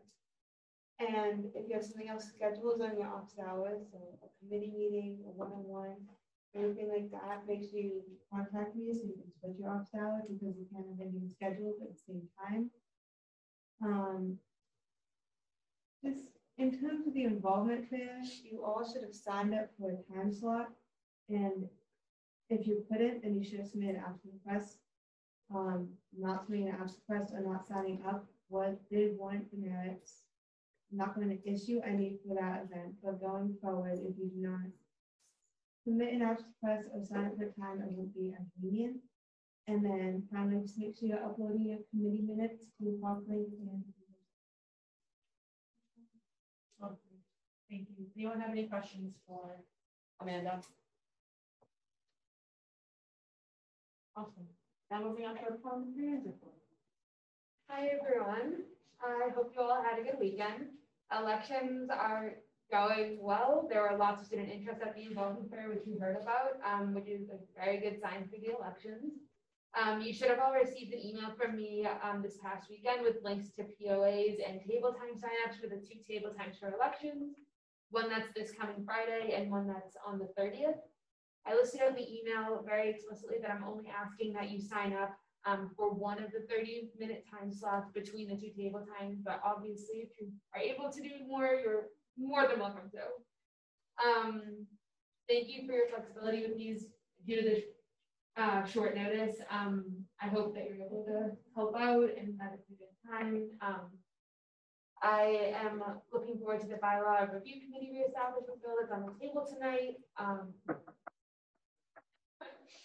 Your partly pro fun fact is that in Article 6, Section 1, Part E of the bylaws, it lists as that if we have at least 6 individual general senators, then the organization representatives will be general senators. So it's a requirement and expectation of our general senators to be organization representatives unless there are unavoidable conflicts that prevent them from doing these tasks. So as always, if there are any questions, comments, concerns, just let me know. Anyone have any questions for Ally? Awesome. Now moving into our standing committee reports, and we will start with finance. Good evening, folks. Finance had an overwhelmingly busy first meeting of the semester. We had 4 clubs come before the committee, which marks our first allocation of the year, which is very exciting. We had scuba come in seeking $4,515 for a scuba certification, and we allocated $3,200. We then had mock trial come before the committee seeking $575 for their registration fees. They are still currently in the advisor stage, so the committee voted on the allocation, bearing in mind the stipulation will be lifted once the advisor has approved it. Following next, we had barbershop come before the committee, seeking $2,587 for a football event, but just need some clarification on the advisor stage in Auckland. So they'll be coming back in this week. And lastly, we had the Hawkettes come before the committee to discuss additional funding for their choreographer instructors. And they were seeking an additional $600 from their budget for the travel competition. And the Hawkettes were allocated funds to the full amount of $600. And I would highly recommend you all reading the finance meeting minutes to figure out how complicated that was. Have a great week. Anyone have any questions for that? All right, seeing none, we'll move on to Clubs North. Hello, Senate. Just like Zachary Domian, I have nothing to report on. Sadly, we had to cancel our first meeting due to the involvement fair. I just said everyone kind of go and attend the involvement fair, but I was happy to see all the people that were there for the involvement fair and like showing interest in different clubs. And I'm happy to see that we have like some clubs getting 50 members now, which is great. We did have one trial club proposal. Sadly, I had to deny them because they didn't have enough members, so we will not be having any trial clubs come in this week. I would also like to tell you that club monthly reports will go live on the 20th for clubs, and Senate monthly reports will go live on the 23rd for Senate, and both will be due on October 7th at 5 p.m. So if you haven't already, please start contacting your clubs, and also let them know about the club re-registration that Adrian before mentioned. Yes, Ally. Can you repeat the due date for the report? The last one, the 20th, 23rd, and there was another date. It's due, what we're doing the 7th. The 7th of Yes. October. At 5 p.m. Thank you. All right. Anyone have any questions for Brian? Lovely. Moving on to student life. Good evening, Senate. This week we had a great, busy, and informative start to student life. We started off our meeting with a little get to know you icebreaker that got everyone up and moving. After that, we talked about sustainability on campus because just before our meeting, students walked into the office to kind of talk about how this trash that they've noticed spread throughout campus. So just as a kind of, not necessarily a practice open debate, but we kind of just to kind of get warmed up with all things student life, we talked about that.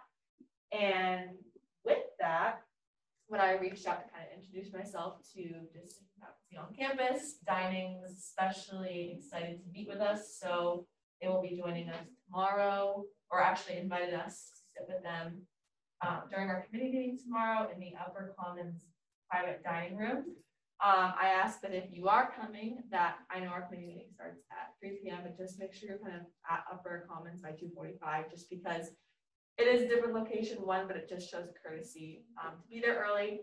I really appreciate that. And just, you don't have to dress as nice as you are currently, but again, no sweatpants. I was fortunate. I love Crocs, but please no Crocs. Just like, you know, just dress appropriately. Like, they're giving us time to meet. We will probably just be talking about, again, obviously there's students showing concern regarding takeout, but they kind of want to get some support for campaigns that they're actually trying to catalyze in regards to sustainability. So we're going to hear from them. So I'm going to report on that next week. But as far as that goes, that's the plan for student life, and I hope to see all of you there. Anyone have any questions for Allie? All right, thank you. Moving on to academic affairs. Hello, hello. So I think that we had a great first meeting. We listed a bunch of ideas that we want to go through over the semester, and we started to shave off to try and create a priority list of things that we want to do. We also went over a bunch of important information. Going over what we went over in the meeting. First things first, as we know prior about the art show that Academic Affairs was planning, the art show is now going to be canceled off. This is primarily due to other initiatives that we want to go over, which could better use resources. Basically just to use more resources of the committee into other directions. Such as we want to bring back the dessert with the deans. That was something that was a bit before my time. The meeting with the deans to try and incorporate more activity on campus with the deans so that actually the students can, of course, incorporate more into their lives due to its importance. Another initiative that we want to try and go over on our list is our academic advisor training. That was something that was seen prior, but due to a lack of time, we previous academic affairs committees weren't able to actually get it, but considering now we have that time and those resources, we're going to try and attempt this initiative. And finally, of course, we're going to try and go over scholarships. Primarily, when we're looking at this, the scholarships for books to increase book accessibility. Besides that, I think that should be everything in my report. Anyone have any questions for me? Thank you. Moving on to PR. Hi, everyone. So first, I'd like to say thank you for doing such a great job at the involvement fair. We definitely got lots of interest, which I'm excited for. Definitely got Senate's name out there. We had a successful first little meeting today. We talked about why us on the committee decided to join Senate, so we could use our interest in Senate to try and recruit new people to join Senate. We discussed our goal for the semester and more for the year as well, which is to increase student engagement, whether that be having more students come to general Senate meetings, committee meetings, when there's like hot topics, like I to say, even more interest to coming to events, or even just like making student bodies feel more comfortable just coming to us on a day-to-day basis.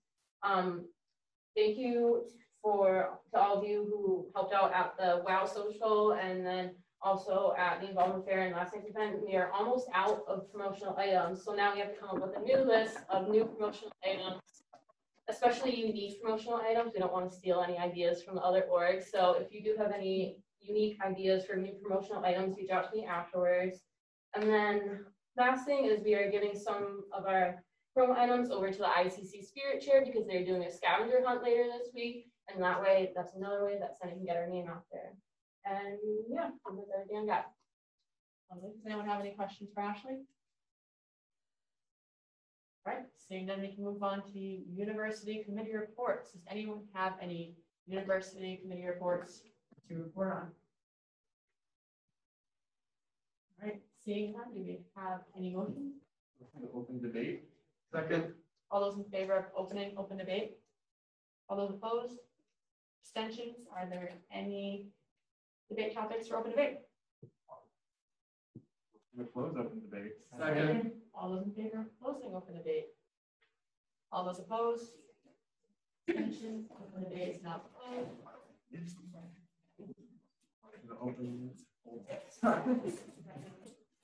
All those in favor of opening old business?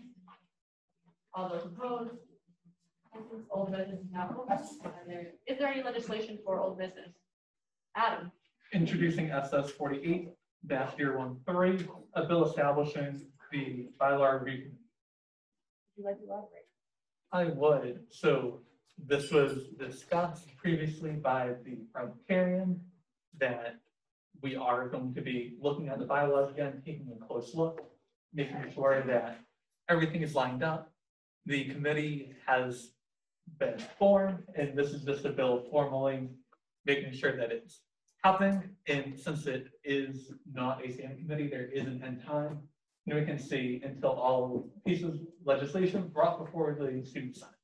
So that would kind of be the end time when we would then dissolve the bylaw review committee.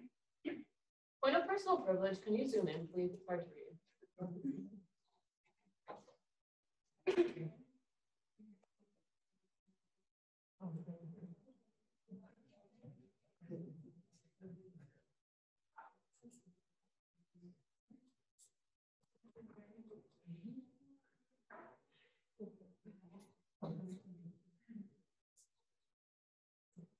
All right, I'm gonna start a speakers list. Adam, would you like to begin?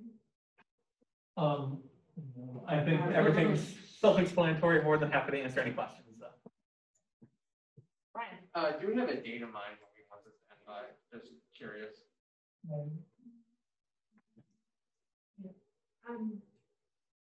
For the bylaw review committee that we had in the past, and my idea for this one would sort of be like, whenever we conclude, I don't want to put an end date on it in case we need to go into next semester.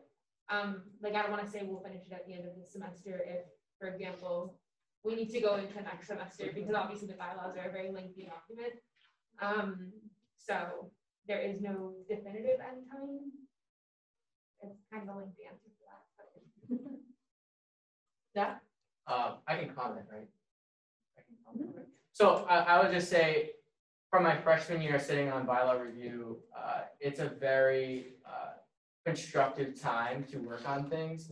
And another thing is especially with some ideas that are being set in motion this semester with internal revisions that need to be brought about, I think it's a great time to work collectively as a group and to bring it forward and have an open discussion about it during a Senate meeting. So I think the committee in itself brings a lot of volume and gravity to the floor. So I think it's just something that we should all keep in mind too.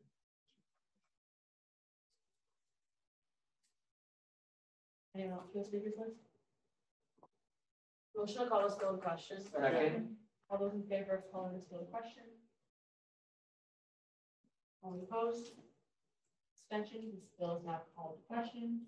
Motion to adopt this bill by unanimous consent. Second. All those, is there any dissent?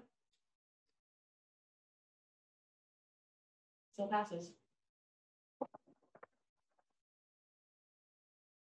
Are there any other pieces of legislation for old business? Adam? Introducing SS 48-014, a bill amending Article 4, Section 1 of the Student Senate Constitution. Would you like to elaborate? I would. So as discussed at our retreat and as we discussed about, this is the constitutional change to increase the number of senators, not inclusive of the student body president and the student senate parliamentarian, to 23, to allow for student senate to have more representation and to be able to increase what we do as an organization as we kind of look forward to the future of adding standing councils. Kind of some of the logistics in here, after we either, if it is passed tonight, then it would go before the student body via a referendum on the fall elections. If the majority vote in the referendum is achieved, then it would go to President Mayales, who would have to approve of it before it goes into effect. So it is a little bit different than a bylaw change, but we, as a Senate, felt that it was appropriate to raise the number at retreat. More than happy to answer any questions and look forward to its passing. All right. We'll start our speakers list. Would you like to go? All right. Rosette. Just kind of curious as to what the referendum would look like. Is it just if they feel like is it like a yes and no, and then if so, follow up like a percentage, like a certain number of student body to vote. You have to direct Adrian? Sure. So the referendum really is just like a message that gets posted as part of the election content. So when you would get the link for the election, it's instructions about how to vote, but then there's the first page. It is the referendum outlining what this constitutional change would be, and then the students would say for or against. Do we have like a target number of what we're looking for in order to pass it? I believe it's just a simple majority. Brian? So my question is there a chance like the Meows veto it and send it back to us, or does he have to sign it if the referendum passes? Yeah. So President Morales, as outlined in our constitution, he does have final say over if a constitutional amendment is actually adopted. But at least personally, I don't see any point that it would not go through. Yeah. I don't know logistically if this is possible, but just for transparency and consistency, would the entire Senate be able to see what it would look like before it goes out into the form? That's something that we do. Meaning like the wording, how is this being explained, and such. Like direct? Oh, I was just gonna ask, like, can you please clarify what and where? Okay, so what the referendum message is before it gets put into the election. So that is something that is also overseen by the parliamentarian as a person who oversees the elections.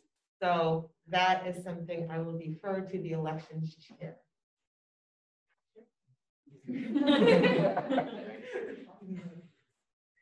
Fiona? Well, it'd be like easy for students to read and understand. I know like if it was just that, like, to not understand what places you study mean, like what. Yes. Yes. We'll put it in simple terms. Like we'll try to we will put it in like these, like we're not gonna just put the bill up. Oh. Like language that like not necessarily. Like I'll send out the referendum to prior to election. So, and if y'all feel that it's too wordy or something, like I'll send it out for obviously for feedback.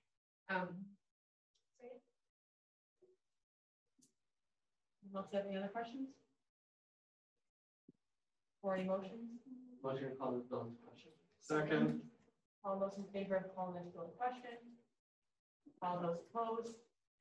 Abstention?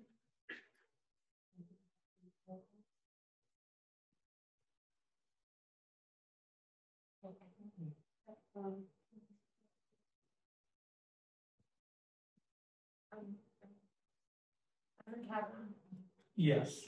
Zach Duncan, Yes. Amanda Plath, Zachary LaFontaine, Yes. Brian Carroll, Yes. Ali Schoenfeld. Yes. Mike Garrell, Yes. Ashley Harrigan. Yes. Jeff Dunn, Yes. Louise Digarte. Yes. Annie Hazelton. Yes. Benjamin Moser, Yes. Riley Vader. Yes. Fiona Dolan. Yes. And Brianna Bay. Yes. Lovely. It passes.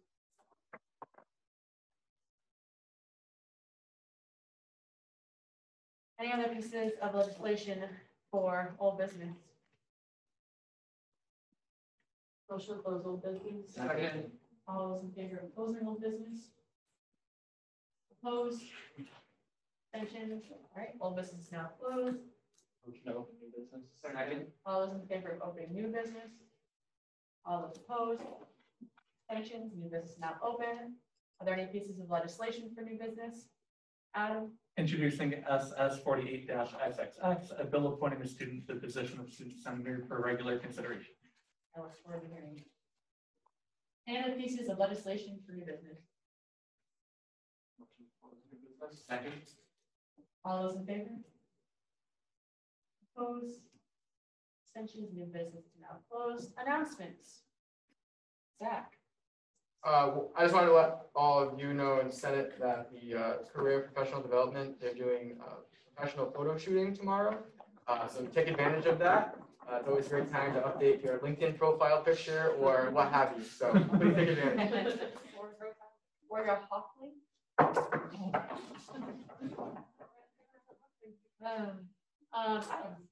As our Assistant Dean of Students, Carol Sacchetti, mentioned, the Mental Health Wellness Fair is going on tomorrow, Tuesday, from 11 to 2. Please stop on by. There's truly great programs. Also, it's co-sponsored by the Counseling Center. So if you have free time, highly recommend going. Thank you. I'll go Brian and Jen. I didn't mention this in my report, but if you're on my committee, you will be getting an email from Hawkline saying that you have been added to the club officers page. So please accept when you get that. Jack? Please, dear God, stop getting parking tickets. Play over under, what's your guess? 14. Way under. 60. It's over. 35. Closer. 40. Under. 28. No, 37. bingo. Good for that number. Does anyone else have any other announcements? Or any motions? Motion to adjourn. Second. Motion to adopt by unanimous consent. Second. Is there any reason? Okay, we're adjourned.